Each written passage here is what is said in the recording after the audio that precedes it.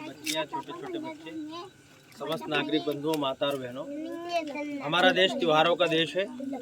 अभी 15 दिन पहले ही छोटे छोटे बच्चों ने गांव-गांव गणेश जी की स्थापना की थी।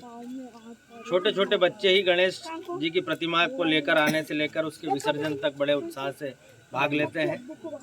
गणेश उत्सव के पश्चात ये संजा माता का एक पर्व आता है पूरे 15 दिनों का, जिसमें गोबर से विभिन्न आकृतियां दीवार पर उकेरी जाती है। चंदा, सूरज और हमारे लोक संस्कृति के प्रतीक चिन्हों को बच्चियां निर्मित करती हैं।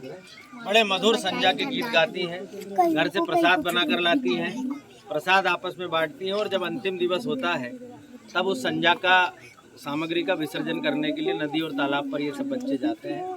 जो राशि इनके पास इकट्ठी होती है, इससे वो आपस में उससे कार्यक्रम करते हैं।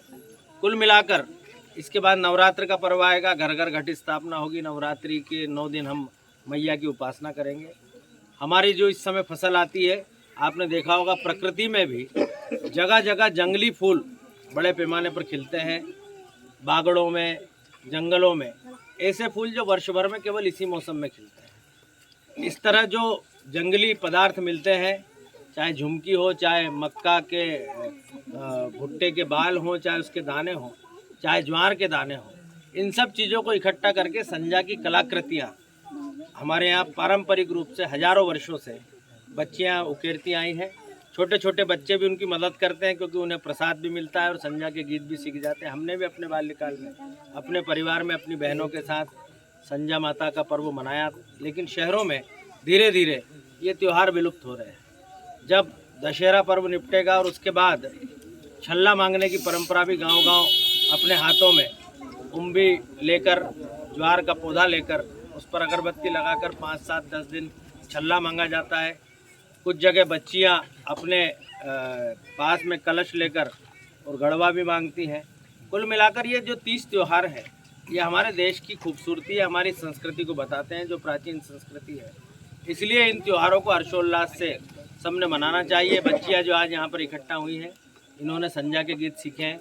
कई बार हमारे समाजों में, हमारे परिवारों में शादी ब्याह के गीत लिखे हुए नहीं होते, लेकिन हमारी दादी से, हमारी नानी से सुन के हमारी जो घर की बहुएं होती हैं, बेटियां होती हैं, वो उन गीतों को सीखती हैं और एक पीढ़ी से दूसरी पीढ़ी तक जाते हैं। लेकिन मोबाइल के इस युग में जब हम मोबाइल पर ये गीत ढूंढते हैं, तब कहीं ना कहीं अगर हम अपनी दादी, नानी और बड़ी मम्मी के पास बैठ के इन गीतों को सीखें, तो ये एक पीढ़ी से दूसरी पीढ़ी तक ट्रांसफ़र होंगे। इसलिए हमने इस बार ये प्रयास किया कि संजा उत्सव में बहनों के बीच जाया जाए।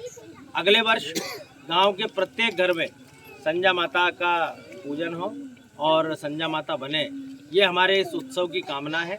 नई पीढ़ी इन परंपराओं को भूले नहीं, इस 30 त्योहारों को भूले नहीं, ये जीवित रहे, यही हमारा इस आगमन का उद्देश्य है।